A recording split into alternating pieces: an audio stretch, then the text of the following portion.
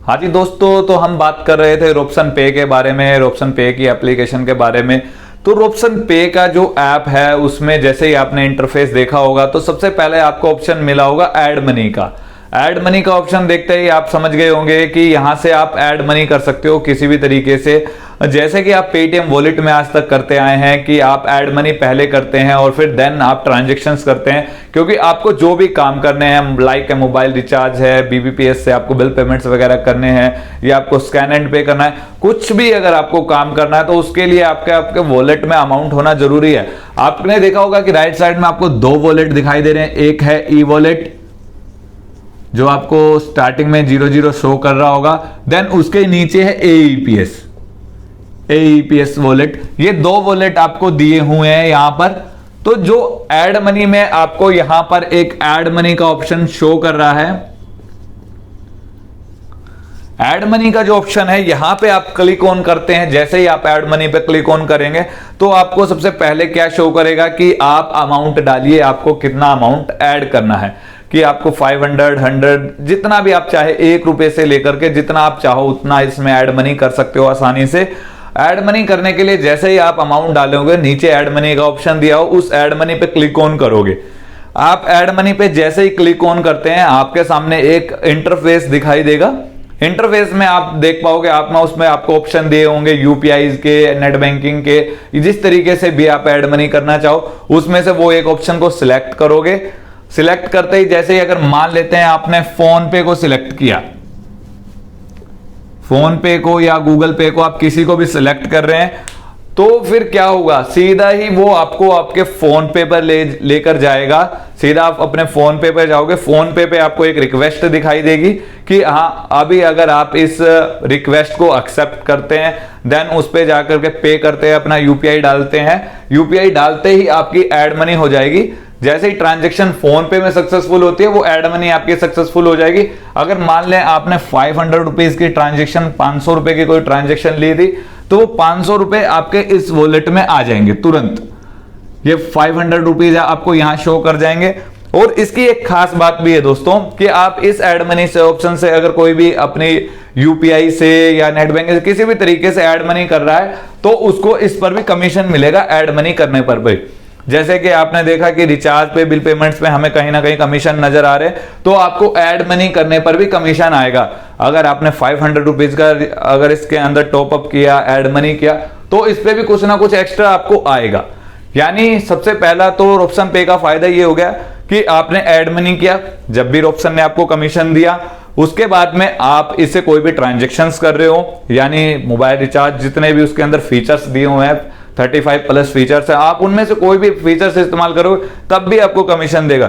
यानी double sided profit हो गया दोस्तों, यानी दो तरफा प्रॉफिट आपको रोप्सन दे रहा है, ऐड मनी पर भी और फिर उसी ऐड मनी के वॉलेट को यूज करने पर भी आपको कमीशन दे रहा है।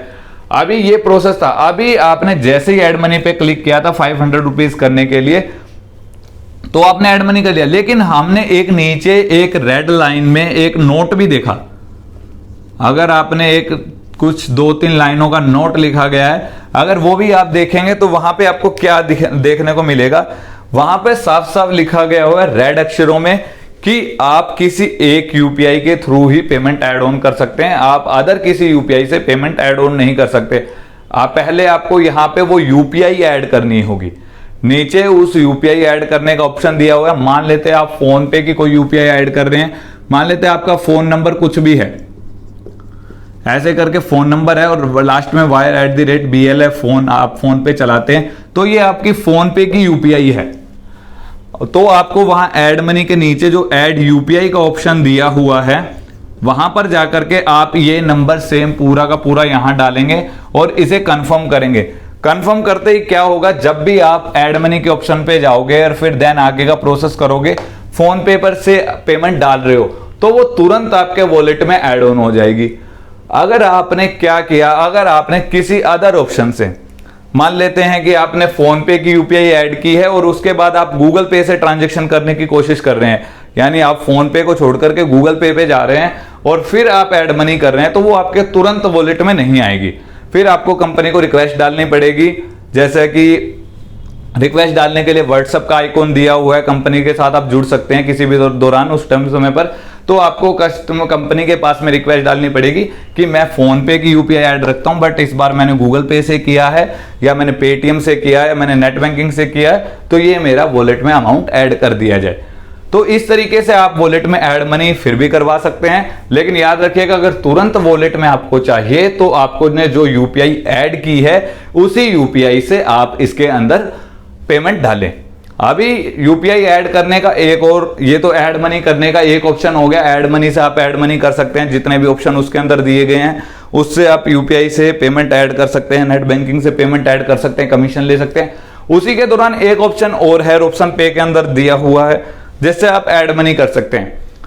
अगर आपने देखा हो, ऐड मनी के बाद में स्कैन एंड पे का ऑप्शन है और उसी के साथ में माई क्यूआर कोड का ऑप्शन एक दिया हुआ है।